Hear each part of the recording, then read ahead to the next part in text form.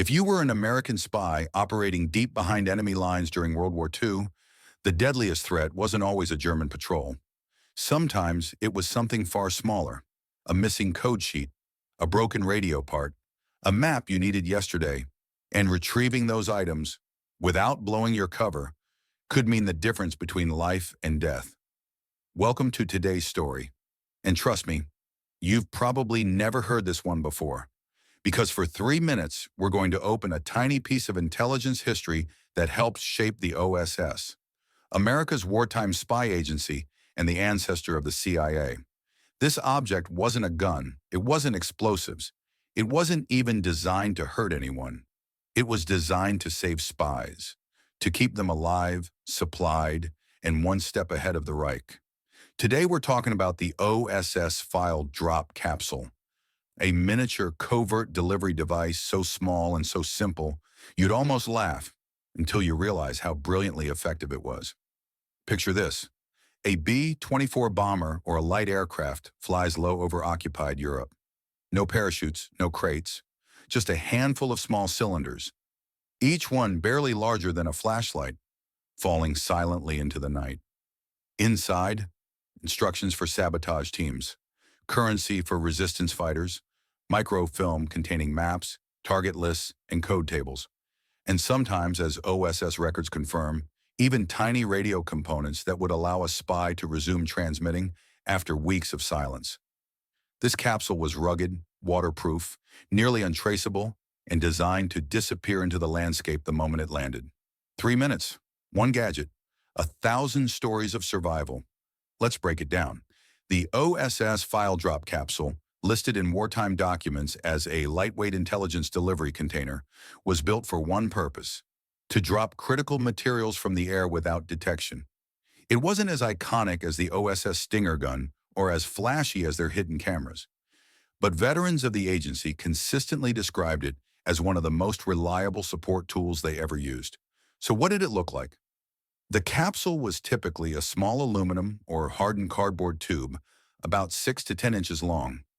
Engineers designed it to be lightweight enough to throw from a cockpit by hand, strong enough to survive impact at high-speed waterproof for days, sometimes weeks easy for Allied agents to spot, but nearly invisible to German patrols. Early prototypes were simple metal tubes sealed with wax or resin.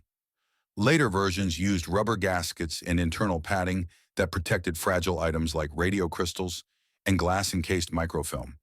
The inside was divided into tiny compartments, each wrapped in oil-treated paper or waterproof cloth.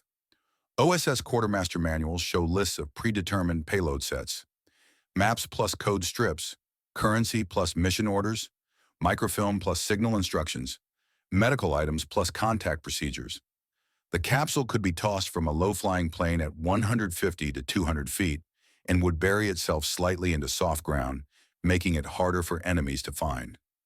Agents were trained to look for them using prearranged visual signals: a broken tree branch, a marker stone, or sometimes just a pair of chalk arrows left by a friendly farmer. Small, cheap, invisible. Exactly what covert operations needed.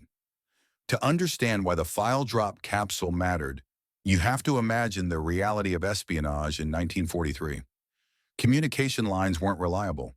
Encrypted radios were fragile. Spies moved constantly to avoid detection, and every day behind enemy lines increased the risk of being compromised. A single piece of paper could determine the fate of a mission or the survival of the agent. OSS officers routinely reported losing safe houses, gear, or code books during sudden Gestapo sweeps.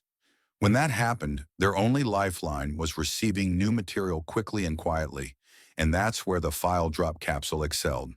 Germany controlled every major road and rail corridor. Courier lines were constantly intercepted, but the air, especially at night, remained a domain the Allies could exploit. A pilot could fly in, drop a dozen capsules, and exit in less than 1 minute. No landing, no signals, no need to expose a resistance member to capture. In France, capsules often delivered microfilm of V-1 and V-2 launch sites. In Yugoslavia, they carried detonators to sabotage German supply trucks. In the Netherlands, they supplied maps for Allied airmen hiding after the disastrous Operation Market Garden. Pound for pound, the OSS file drop capsule was one of the highest impact intelligence tools of the war. It turned the sky into a supply line, one the Reich struggled to counter. The actual file drop operation was surprisingly delicate. OSS and Allied pilots were given precise coordinates using coded references, often disguised as weather reports or agricultural notes in radio broadcasts. For example, a line like, "partly cloudy above the vineyards," might signal a specific field in southern France. When the plane reached the zone, the pilot would descend to a dangerously low altitude, sometimes as low as 120 feet. German night fighters made this a risky maneuver, but speed was essential. The plane would throttle down just slightly. A crewman opened the side hatch or belly port. Then, with a simple flick of the wrist, he tossed the capsules into the darkness. They fell fast, tumbling end over end before striking the ground with a dull thud. To the Germans, it was nothing. But to the team waiting below, maybe a two-man sabotage cell, maybe a downed American airman hiding in farmland. That sound meant salvation. Recovery teams were usually local resistance members trained by OSS instructors. The collection procedure was quick: retrieve, conceal, relocate. Never open the capsule at the drop site. Always assume German patrols were somewhere nearby. The entire operation, from approach to escape, might last 30 seconds. But in those 30 seconds, an entire mission could be reborn. Unlike many spy gadgets, this one wasn't experimental. It was used constantly. According to declassified OSS archives, France 1943-44, over 1,400 capsules delivered to Italy 1944, more than 700 years Balkans 1943-44, at least 900. Norway and Denmark, fewer but extremely high-value missions. One French resistance fighter recalled retrieving capsules containing currency for bribing railway workers who provided schedules of German troop movements. Another OSS agent, deployed in Greece, reported receiving replacement radio crystals inside a capsule barely bigger than his hand. Crystals that allowed him to resume sending intelligence on German naval operations in the Aegean.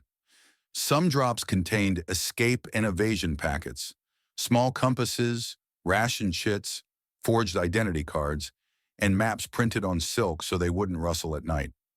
There was even a special medical payload: sulfa drugs, morphine syrettes, and dressings, often used to treat injured Allied airmen hiding from German search teams. In short, wherever the OSS was active, the file drop capsule was there too. Of course, no tool was perfect. The biggest risk?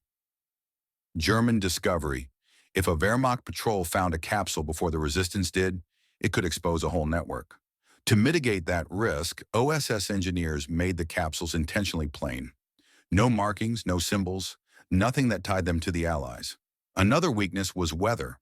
High winds could scatter the capsules over a wide area, forcing resistance cells to spend hours searching. Hours they often couldn't afford. There were also pilot risks. Flying low meant enemy radar could catch the aircraft. Anti-aircraft fire was common. Night fighters patrolled constantly. But despite all this, the capsule persisted. It was too simple, too cheap, and too effective for the OSS to abandon. And by D-Day, hundreds of Allied operatives, British SOE, American OSS, Free French saboteurs, were relying on it for survival. What makes the file drop capsule remarkable is not its size, but its impact. It didn't win battles. It didn't blow up bridges.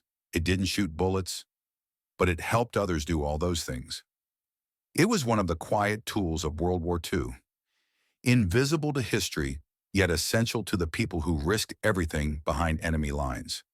From the hedgerows of Normandy to the forests of Yugoslavia, this tiny capsule kept intelligence flowing, missions alive, and hope within reach. And for many OSS operatives, it may have been the single reason they survived long enough to see liberation. If you want more deep dive stories about the hidden tools, forgotten missions, and extraordinary people of World War II, subscribe to the channel. You're going to discover a whole world of history that was never meant to be public.